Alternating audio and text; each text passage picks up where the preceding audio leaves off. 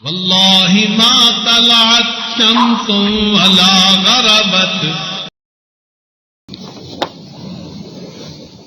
ہمارے طبی جماعت کے ایک امیر تھے، ان کا نام تھا فیدین محمد صاحب.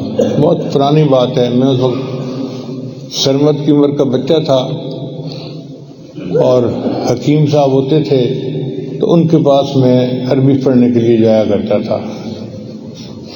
تو کئی دفعہ میں بیٹھا ہوتا تھا تو آتے بھائی دین محمد صاحب، شاید یہی نام میں نے بتایا، اور آ کے نا وہ حکیم صاحب کو کچھ 100 روپیہ 200 روپیہ پکڑا کے چلے جاتے. تو میں بڑا حیران ہوتا. میں نے ایک دن پوچھ لیا، استاد جی یہ آپ کو آ کے پیسے کیوں دیتا ہے؟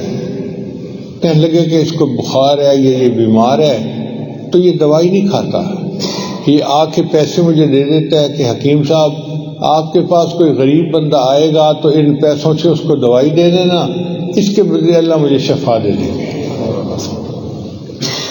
یعنی یہ توکل ہم نے اپنی آنکھوں سے دیکھی ہے دنیا میں.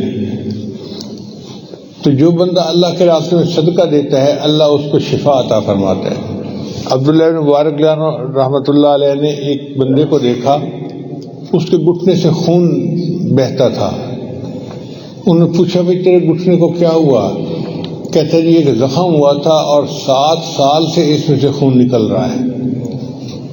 سمجھ نہیں آتی، طبیبوں کو بھی دکھایا ہے میں کیا کروں.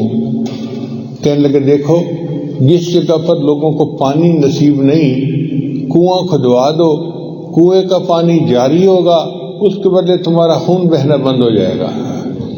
اس بندے نے کنواں کھدوایا، اللہ نے اس کے زخم کی شفا عطا فرما دی. آج یہ ہمارے ہاں چیز نہیں ہے کہ ہم صدقہ کریں اور اس کے ذریعے سے اپنے اللہ سے شفا حاصل کریں.